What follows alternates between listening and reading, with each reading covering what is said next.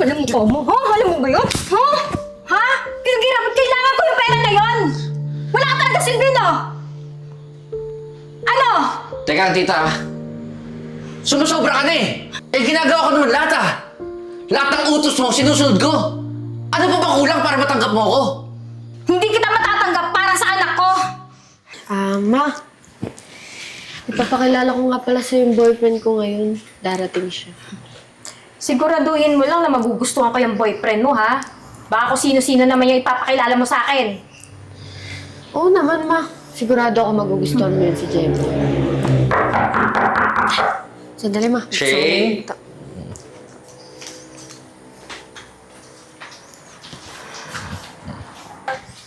Ma, Hello po. si Jeboy nga pala boyfriend ko. Bless po.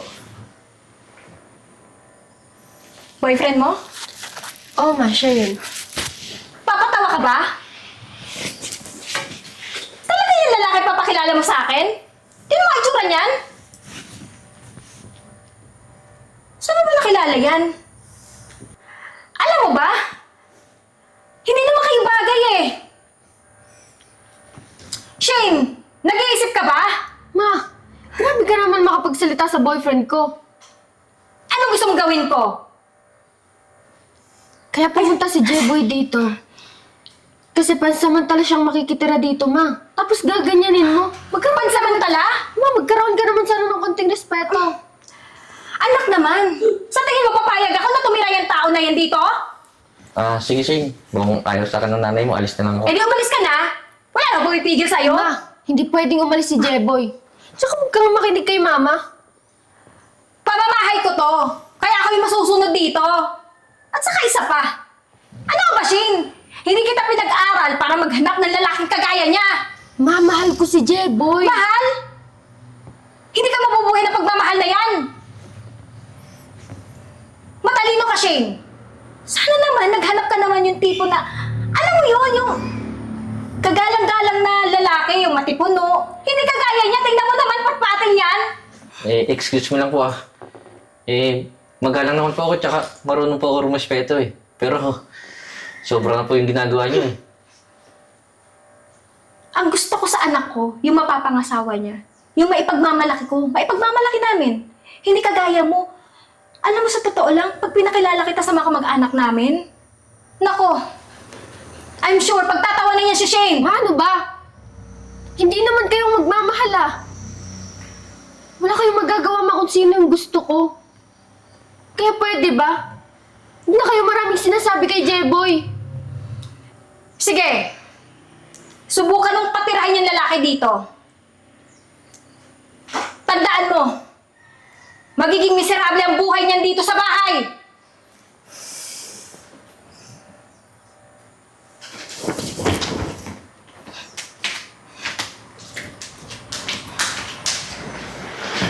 Shane, hindi mo naman sinabi sa akin na ganun pala ugali na nanay mo eh. Hindi ko rin naman ina-expect na ganun yung gagawin ni Mama eh. Huwag mo na lang intindihin, babe. Ano pa nga ba magagawa ko?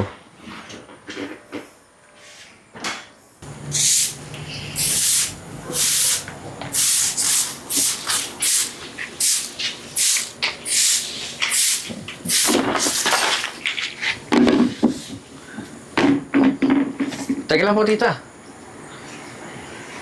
Di ba po ako tapos walis dito, nagkalat ka naman po. Ano po ba problema mo? Wala lang. Trip ko lang. Saka, tama lang yan sa'yo. Mukha ka rin naman basura eh. Tita, grabe ka naman po. Alam mo ako sa'yo? Bumalik ka kaya kung saan ka galing na lupalop, ha? Saka, alam ko naman kung anong habol mo sa anak ko eh. Di ba yung pera namin? Tita, teka lang po ah. Hindi ko po intention yung pera nyo. Tsaka, totoo, mahal ko po si Shane at Mahal? nagmamahalan po kami. Mahal?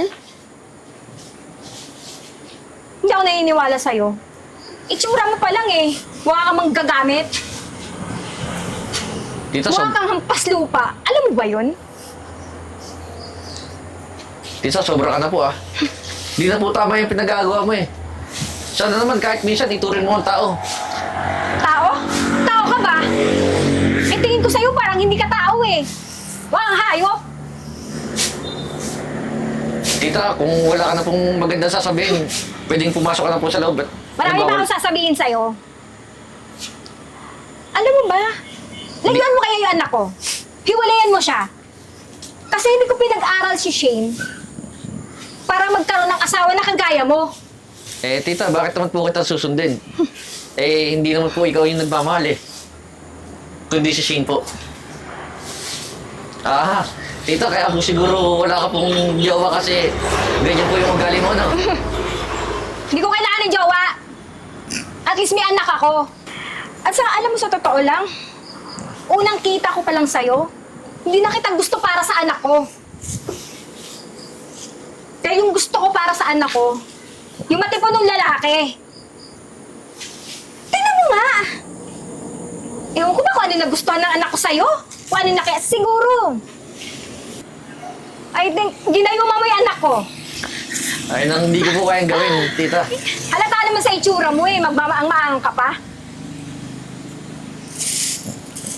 Alam mo, Jeboy, pag hindi mo nilayuan yung anak ko, kung hindi mo siya hihiwalayan, tatandaan mo to magiging miserable yung buhay mo dito. Magluto ka na nga doon! Tapusin mo muna yan! Sabay magluto ka na doon! Ah, sige po. Sige po, tita. Tapusin ko na po to. Oh, gawin mo na! Bagal-bagal nito. Yan, bagay sa'yo yan. Papasura.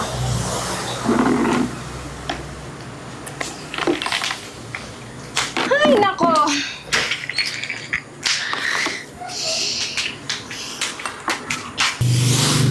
So, sir, pagpasensya mo niyang magiging biyana mo. Masama talaga ugali yan. Ako nga, 2 buwan di pinapasahod eh. Halos na tapos ko na ito linising ko dito. Hindi pa rin ako binibigyan ng sahod. Ganun po ba talaga ugali niya? Pero sobra na po siya eh. Parang hindi na po tao yung tingin sa akin eh. Ako, mata pobre talaga yan. Buti nga, hindi nagmana sa kanya yung anak niya eh. Inisip mo yan, tapos... ako nang bahala dyan. Doon ka lang sa loob. Kung ano yung pinag-uutos sa'yo, sundin mo na. Ako, baka kung ano pang marinig mo doon. Ah, sige sir, maraming salamat po ah. Sige.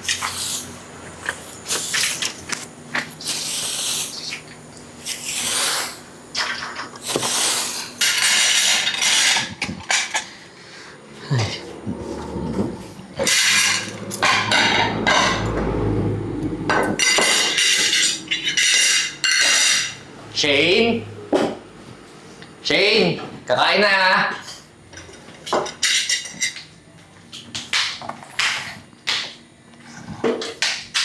Tita, kain na po. Ano ba naman yan? Bagal-bagal? Parang hindi lalaki? Kanina pa ako nagugutom eh. Tagal-tagal. Pasensya na po tita. Kasi tinapos ko pa po yung pag-awalis dun sa labas. Ang dami mo alibay. Tita, kain na po. Masarap ba yan? Ma, baka hindi ako makauwi ngayon gawat mag-overtime ako sa work. Kailangan kasi ako dun sa opisina ngayon. Hindi ka ba napapagod sa kaka-overtime mo, nak? Hindi mo pagtrabaho yung asawa mo? Ma, kayo lang may iwan dito. Sana naman magkasundo kayo ni Jeboy. Huwag kang mag-alala, anak. Magkasundo naman kaming dalawa niyan eh. Di ba, Jeboy? Babe. Oo, babe. Magkasundo kami ng nanay mo.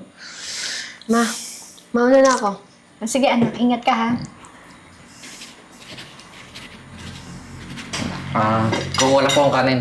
Hoy! Upo ka nga dyan. Po. Matanong nga kita. Anong pakay mo sa anak ko? Pera? Kapal din talaga ng mukha mo eh, no? Tita, ilang beses ka pa po ba uulit na hindi ko po intention yung pera niyo, tsaka nagmamahalan lang po talaga kami ng anak mo. Sure ka? Alam mo, sa totoo lang, ayaw kong patambay-tambay ka lang dito sa bahay. Yung tipong walang ginagawa.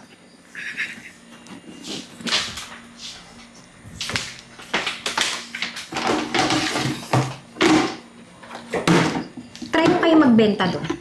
Eto. Para may magawa ka. At sure mo na, mauubos yung paninda na yan, ha? Huwag kang uuwi dito hanggat hindi nauubos yan. Bilisan mo. Pwede po bang kumain po muna? Hindi.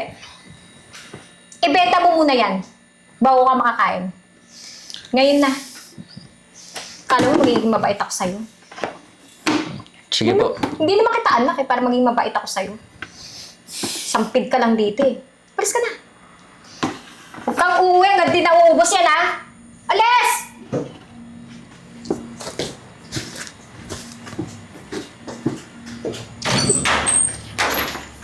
Kala mo ah.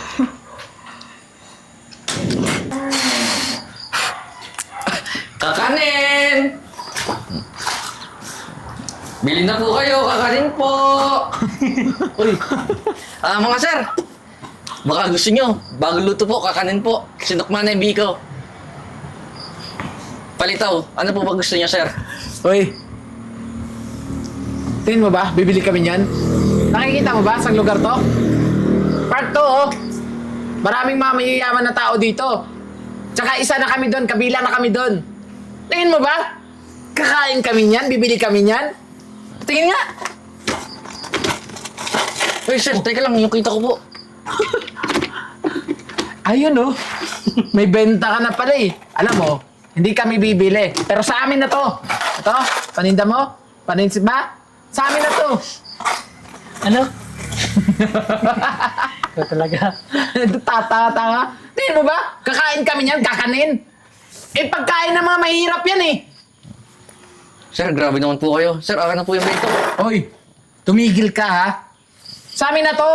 Tsaka, may benta ka naman dyan eh. Pwede mo naman ibenta, lako yan.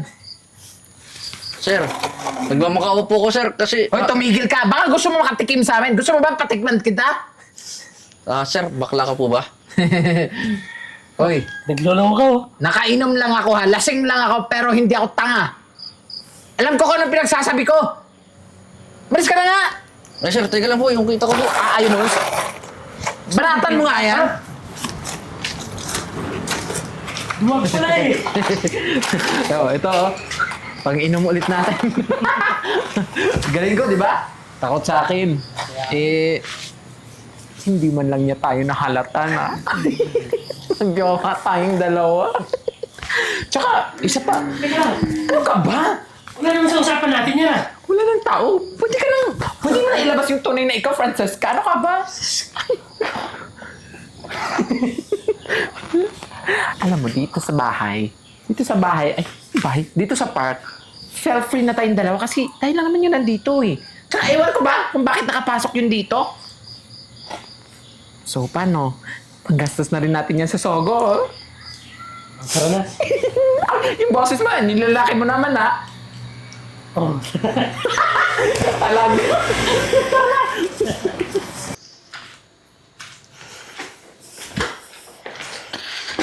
Oh, Jeboy. Asan na yung pinagbentahan mo ng paninda mo? Akin na. Tita, pasensya na po. Napagdiskitaan po kasi ng mga lasing. Ano? Kinuha po lahat ng benta ko, tsaka tinapon po nila yung paninda ko. Sigurado ka? Nagdadahilan ka? Siguro kinuha yung pera, no? Tita, hindi ko po magagawa yun. Ano hindi magagawa? Ilabas mo! Ilabas mo! Tita, wala po talaga. Ano? Kapal ang mukha mo. Alam mo ba yun? Ha? Pinaghirapan, kailangan ko yung pera na yun! Wala ka talaga silbi, no? Ano? Teka, tita. Sumusobra ka na eh. Ginagawa ko naman lahat ah. Lahat ng utos mo, sinusunod ko. Ano pa bang kulang para matanggap mo ako? Hindi kita matatanggap para sa anak ko. Bakit? Dahil wala akong pera? Dahil wala akong silbi? Oo! Tama yung sinabi mo. Kahit kailan, hindi kita matatanggap para sa anak ko. Bakit? Dahil wala akong silbi? Ano ba to? Ba't ba kayo nagtatalo? Ano ba nangyayari? Ayan yung boyfriend mo! Inaaway ako! Di totoo yan, Shane. Sa totoo lang, lagi niya akong pinapahirapan dito sa bahay. Dahil wala daw akong silbi. Ano ba, ma? Hindi totoo yan! Grabe na yung pangalipos ng ginagawa mo kay Jeboy. So, naniniwala ka sa kanya? Ma, si Jeboy, mayamang negosyante yan at boss ko yan, ma. Pati ikaw nagsisinungaling na din? Nagsasabi ako ng totoo, ma. Sa akin ka pa ba hindi maniniwala? Alam mo, sa totoo lang, ginagawa mo nyo lang yan para matanggap ko siya. Alam ko naman eh. Alam ko naman kung bakit di mo ako matanggap. Kasi akala mo wala akong pera, wala akong silbi. Pues nagkakamali ka. Ginawa lang naman namin to para makita ko kung anong totoo mong ugali. Matagal na kitang sinasabihan. Totoo ba yung sinasabi niya, anak? Nagsasabi kami ng totoo. Alam mo, ma, hindi ko na rin kaya yung ugali mo eh. Mas mabuti pa, umalis na lang kami sa bahay na to. Anak, patawarin niyo ako. Anak! Ah, nga pala. Yung paninda mo.